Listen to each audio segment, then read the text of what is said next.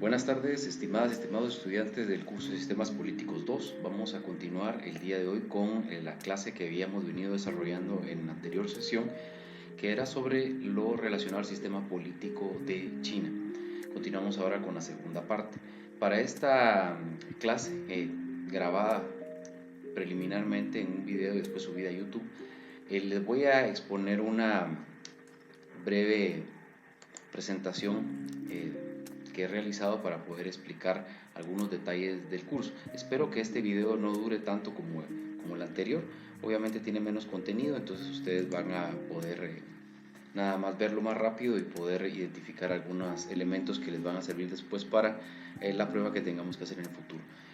Esta situación de lo de la cuarentena perfila que va a ser un poco más complicada de lo que parece en primera instancia y obviamente no sé si vamos a parar todo el semestre con esta dinámica, pero para contarles que ya con esta clase sería la segunda, viene una más que es la tercera, o sea la última parte de lo de China, y después vamos a tener una pequeña prueba y posteriormente pasamos a lo del sistema cubano, que vamos a tener dos clases sobre el sistema, y finalmente pues ya terminamos con los contenidos del curso. Entonces vamos a organizarnos para tener alguna manera de medir y poder hacer alguna prueba para que ustedes también reflejen, ¿no?, el conocimiento que han obtenido con este curso de este accidentado primer semestre del año 2020. Bueno, para explicarles sobre lo del sistema político chino en la segunda parte. Aquí hay un breve resumen, son algunos aspectos que tienen que recordar ustedes para poder comprender lo que vino sucediendo después de la revolución de China en 1949, la revolución de Mao. Primero, pues que esto se da en un contexto de post Segunda Guerra Mundial. ¿Por qué es tan importante? Pues porque la Segunda Guerra Mundial significó también el colapso de algunos sistemas políticos como el totalitarismo, en el caso del nazismo y del fascismo. Posteriormente también existe una rémora con el pasado que ustedes ya descubrirán, que es la de la democracia centralizada. Es una manera de hacer política que ya habíamos conocido en el régimen ruso. Posteriormente también hay un traspaso, un traslado de la visión monárquica del sistema político hacia una república, a pesar de que llega un partido político nada más y que es una democracia centralizada, pues sí hay un traslado de este sistema, digamos, de la monarquía, de algo que era mucho más dinástico, que era visto de una manera diferente, hacia un estado más moderno, una república. Por otro lado, hay un planteamiento de Mao que es novedoso, que ya se había explicado en el anterior curso, que es sobre la nueva democracia, ¿no? ¿Qué es la nueva democracia? Entonces aquí hablábamos de las cuatro clases que había pensado Mao, ¿no? Y estas eran las clases de los trabajadores, los campesinos, los pequeños burgueses y los capitalistas nacionalistas. ¿Qué sentido tiene tener estas cuatro clases? La idea de Mao y de la Revolución China, que es novedosa para ser un pensamiento revolucionario socialista, es que tenían que modernizar la economía y la política en China. Y para eso lo iban a hacer con la comandancia, por así decirlo, de un partido único, que era el de los trabajadores, y iban a trabajar con las otras tres clases, que en el régimen ruso, por ejemplo, había sido estigmatizada la clase de la burguesía y los nacionalistas capitalistas. Sin embargo, en el caso de China, iban a trabajar con ellos. Digamos, desde aquí ya se venía formulando esta idea de crecimiento económico para la China. ¿Qué pasa después, verdad? Ya cuando entrando en materia sobre este segundo día de clases y videos sobre China.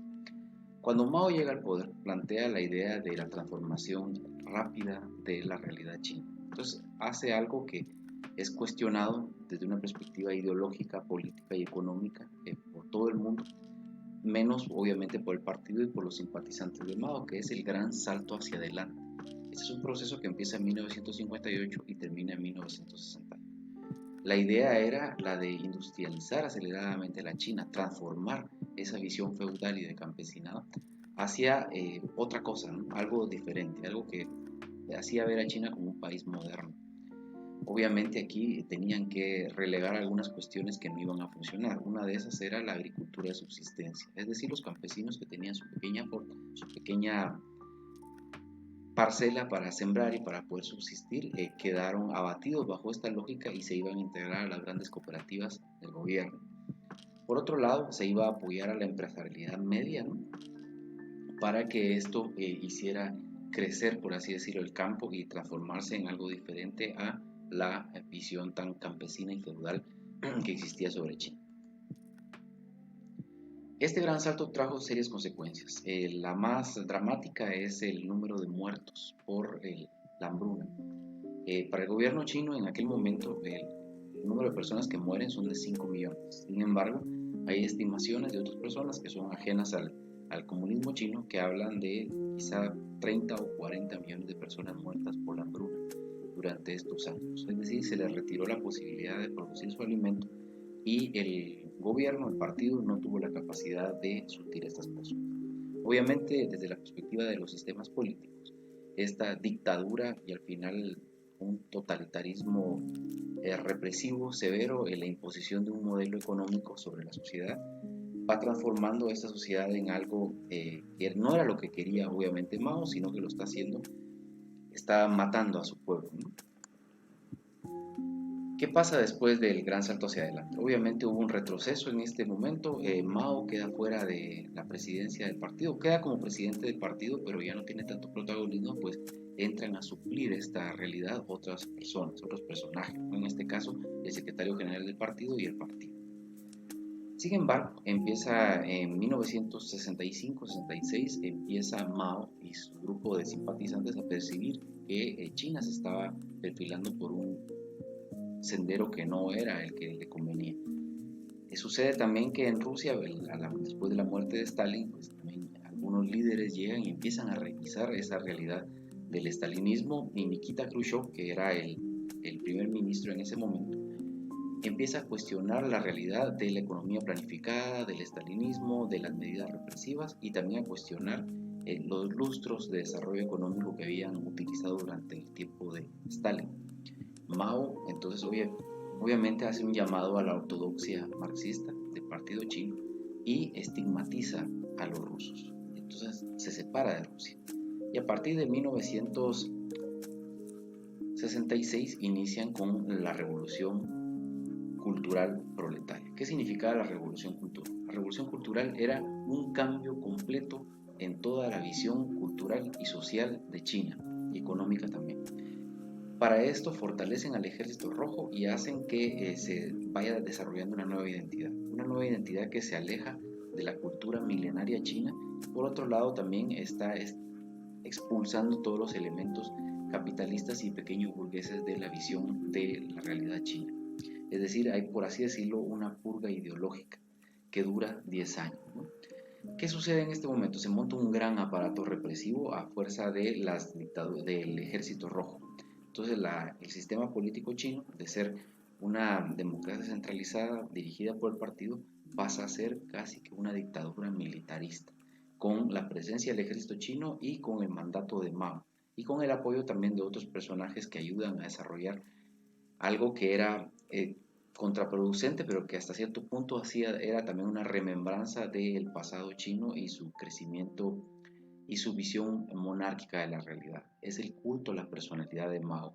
Es decir, no hay un rey, no hay un monarca en China, pero Mao empieza a jugar el papel de líder omnipresente y omnipotente y con cualidades hasta espirituales mucho más allá de lo que un ser humano puede tener. El culto a la personalidad de Mao empieza justo también con la revolución cultural. La idea entonces de expulsar a todos los elementos ideológicamente desviados de la lógica del comunismo chino también se adereza con la visión de Mao Zedong como el líder absoluto e inconfundible y como una persona infalible y como un ser humano con capacidades más allá de las reales y humanas en el poder. Para esto aparece el jefe del Ejército Rojo, que es Lin Biao, que aquí ustedes pueden ver una fotografía de este señor, y la esposa de Mao, que es Yang Qin, que al final era la jefa de propaganda del partido. Entre ellos dos empiezan a instaurar este culto a la personalidad y revolución cultural china que gira por algunos caminos de la ortodoxia marxista más profunda y más severa en los últimos años. ¿Qué sucede al final? Se crea un leninismo, marxismo, maoísmo, una visión muy particular en la China que también tiene que ver con los aliados internacionales que China va a tener. En algún momento, pues Mao rompe con la Unión Soviética porque tenían una lógica diferente. Eran, por así decirlo, dos imperios que estaban chocando con sus visiones del socialismo. Para los chinos, para Mao y para el Ejército Rojo, los rusos no eran tan ortodoxos como tenían que serlo, estaban dando un viraje hacia la economía de mercado y hacia la apertura comercial y hacia otro tipo de dinámicas que no eran las que tenían que ser. Pero Mao empieza entonces a buscar también acercamientos incluso con Estados Unidos, que era el enemigo principal de Rusia durante todo el periodo de la Guerra Fría. ¿Dónde queda China entonces en este sistema y qué sistema es el que existe al final?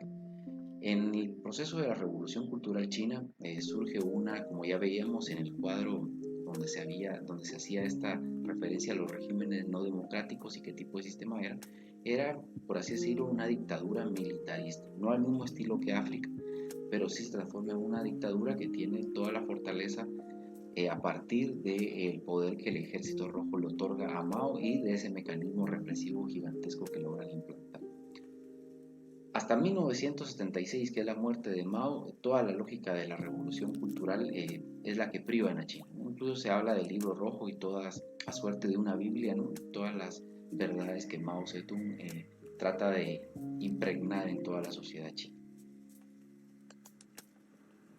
Posteriormente, ya eso lo vamos a ver en el próximo día de clases, el Partido Comunista Chino, pues después de la muerte de Mao, es reemplazada esta figura del poder y en 1982 le quitan ya la existencia del presidente de todo el partido a alguna figura, es decir, estas figuras icónicas del gran mandatario, el caudillo por así decirlo, son desplazadas y quedan la fuerza del partido y de toda China y fuerza política en manos del secretario general a partir de 1982.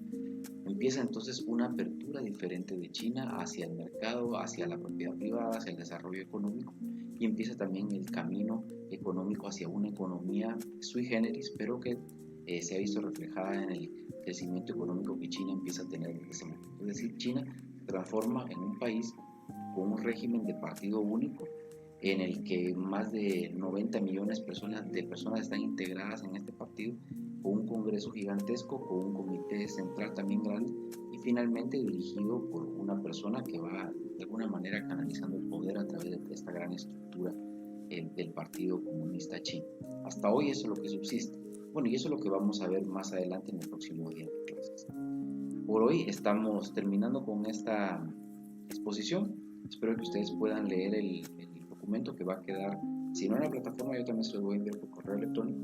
Y estamos siempre en contacto por cualquier contrariedad o cualquier emergencia que se pueda manifestar.